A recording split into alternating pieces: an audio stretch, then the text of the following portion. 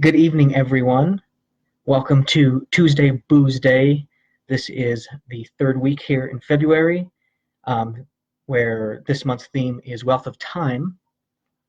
And today we're going to be discussing particular scenes from the first book of the series, Wealth of Time.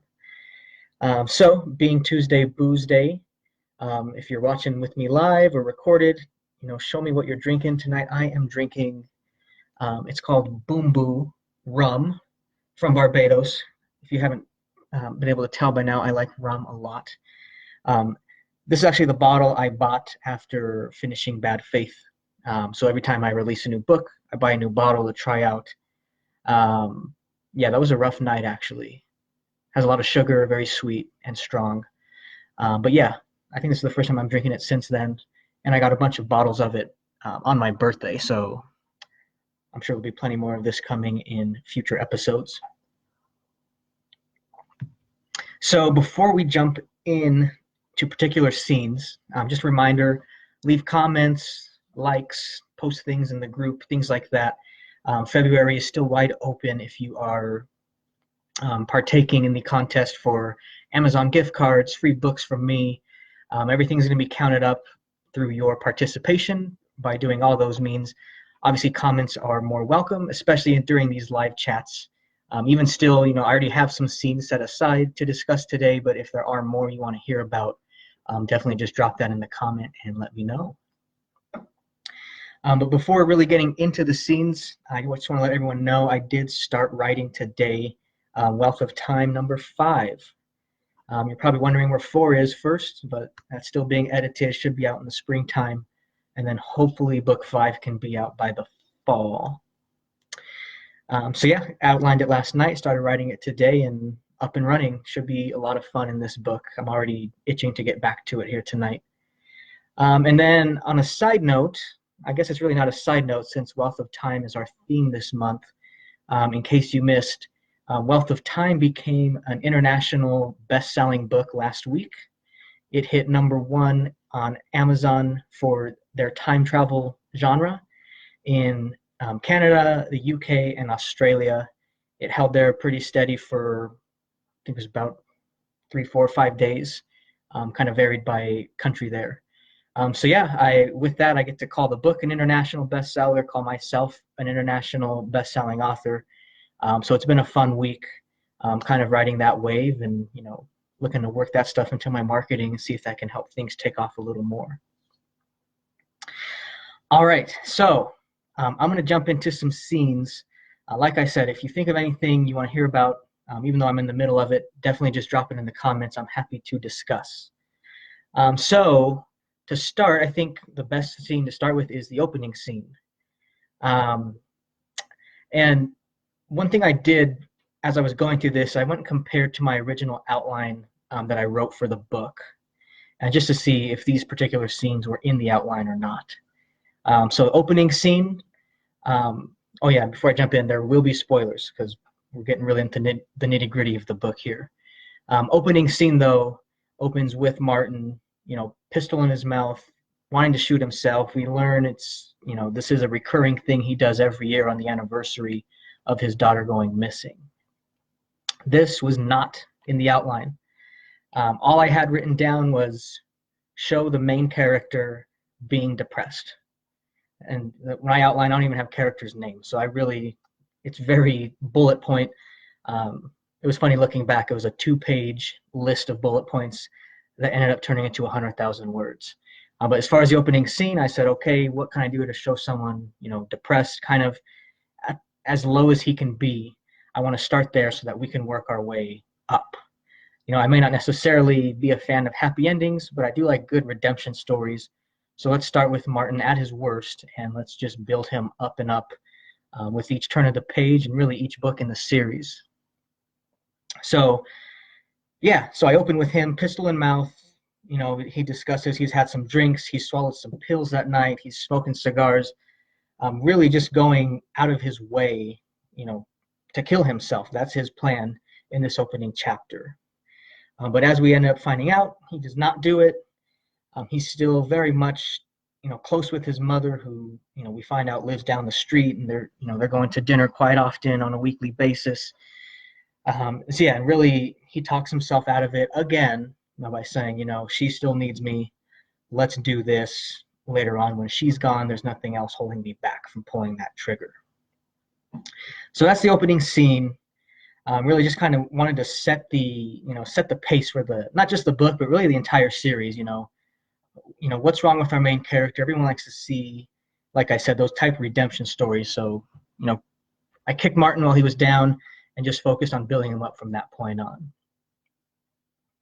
So, jumping to the next scene, I wanted to jump ahead to the scene where Martin is already experiencing, the life of a time traveler, and he goes to the liquor store and befriends the owner there. Calvin is his name.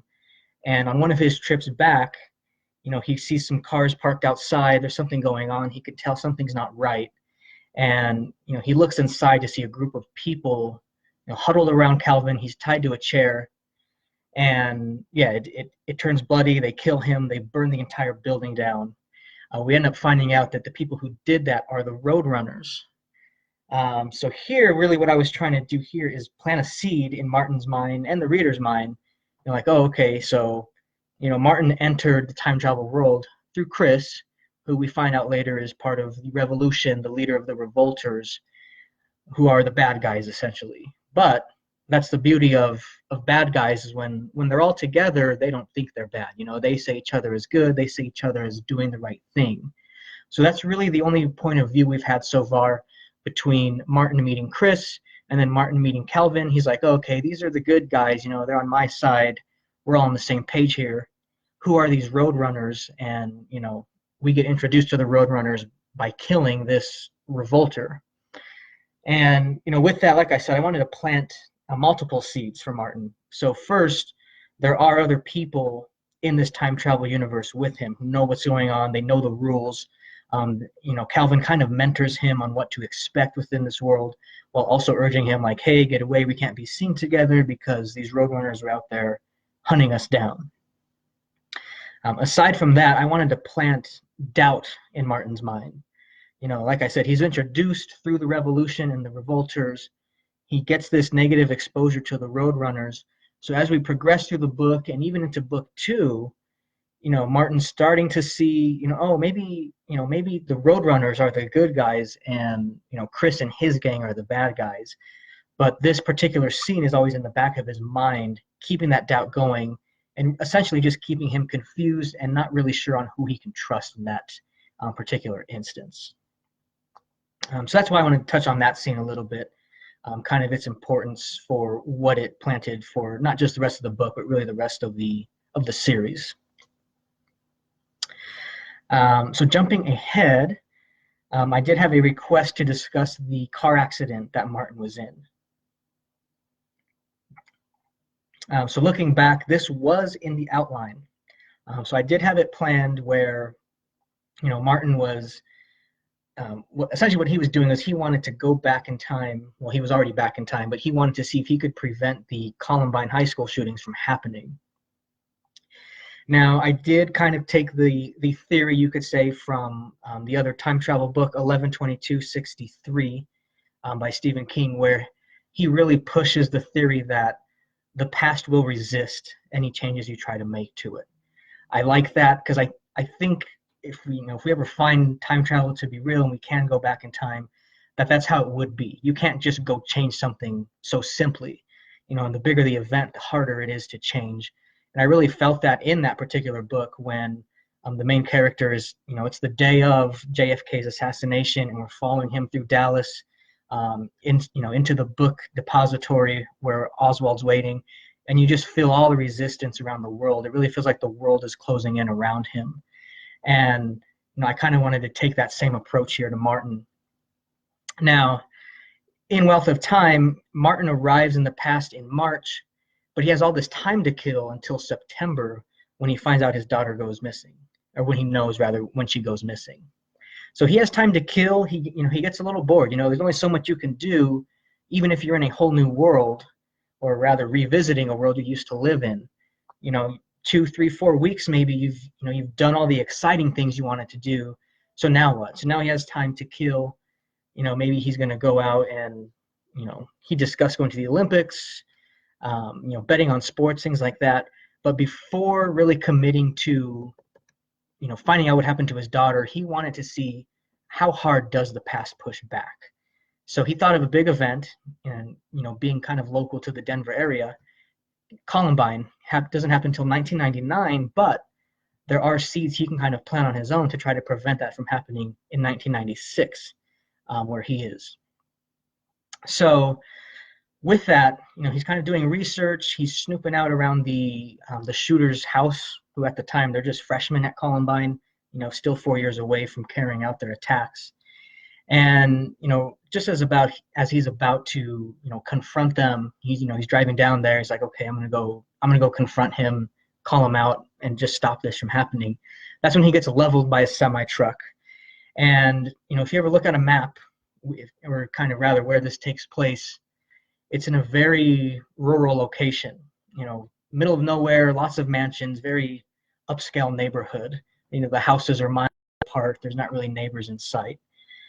So with that, there's not really semi-trucks really ever on this road, but being the past, being its forceful resistance, I thought I'd plot this semi-truck right there and have it just wipe him right off, kill his spirits. So what ends up happening from there, Martin falls into a coma, and from there, Sonia learns a little more about what he's been up to, living this double life. So with that, just really, it's a curveball for Martin, but at the same point, he gets Sonia's support in helping him carry that further out. So really what happened with that scene is Martin gets a partner now in this mission of, finding out what happened to his daughter. Sonia's by his side every step of the way to help him get those answers.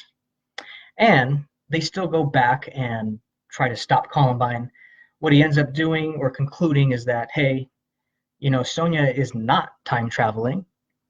She lives here, so I'm going to have her just drop this letter off because she's not really affecting the future because she lives in this present time. So she drops a letter off to the principal's office, totally anonymous, letting them know what's going to happen, who these two students are, what they're up to. And she walks in, walks out, no issue. They think everything's fine, only to find out later when they're watching the news that Columbine High School has been burned to the ground and there's hundreds of students dead. So I guess you could say the past ends up getting the last laugh still, by taking more casualties than what would have originally happened. So just again, kind of one of those seeds I'm planting. Book one of the series was really playing with a lot of the ground rules for time travel. And this was one I wanted to really flesh out here, was that the past will resist if you try to make changes to it. So then last scene I want to discuss tonight is going to be essentially the final scene, the climax of the book here, where Martin is outside of his old house the night of Izzy's disappearance. So he knows whatever's going to happen happens on this particular night, and he's hiding out on the side of the house, just kind of camping out there waiting for something to happen. And that's when things just really flip his world. While he's out there hiding, he sees his own brother come to his house, go in, and we can only assume that he's having fun with Martin's wife while Martin's at work that night. So that throws a wrench into the entire storyline that Martin had been believing all along, now knowing that his brother was somehow involved in that particular night. Now, his brother leaves, and it's still just his ex-wife and his daughter in the house at the time. So he's still out there waiting, and he hears them starting to fight inside. And, this scene is told through Martin's point of view. So we're making assumptions that, they're fighting because Izzy, his daughter, caught her mother and uncle in the act. She's calling her out, wants answers, demanding this and that. So, Martin, proud of his daughter for defending him, is just waiting to see what happens. At this point, he's assuming, okay, my daughter's pissed. This is probably when she just runs away because she can't handle this anymore. So he's really set on that, and he's waiting for her to walk out the back door of the house so he can follow her and find out where she went after all these years. And then the real final, twist of the knife in the chest for Martin is when Izzy does come out of the house through that back door, but she's being carried in his ex-wife's arms, limp, dead, gets tossed in the trunk of her car, and they drive off. So there we find out, obviously the ex-wife was the killer all along, and everything Martin believed in the past has essentially been a big lie. He had stayed with his wife after the disappearance, and now he realizes that he had been with a monster the whole time who could pull off something like this. So there, like I said, we opened with Martin at his lowest point, really worked through a redemption story, and then I brought him right back down so we can kind of start that again in book 2, Warm Souls. So those are the scenes I wanted to touch on tonight. Definitely still feel free if there's others you want to hear about, mention them in the comments. I'm happy to respond back to you that way. And then, again, any comments, engagement, liking posts, posting posts within the group, that's all going to count towards your monthly number and get some cool prizes here at the end of the month. And then next week, we will be discussing particular settings within Wealth of Time. There's a lot that are pulled from the real world. I look forward to really discussing those, restaurants, particular locations, Larkwood, what city that really is. It's my hometown. So I'll be discussing that next Tuesday. So I look forward to seeing you then, and hope you have a good night. Cheers from me to you.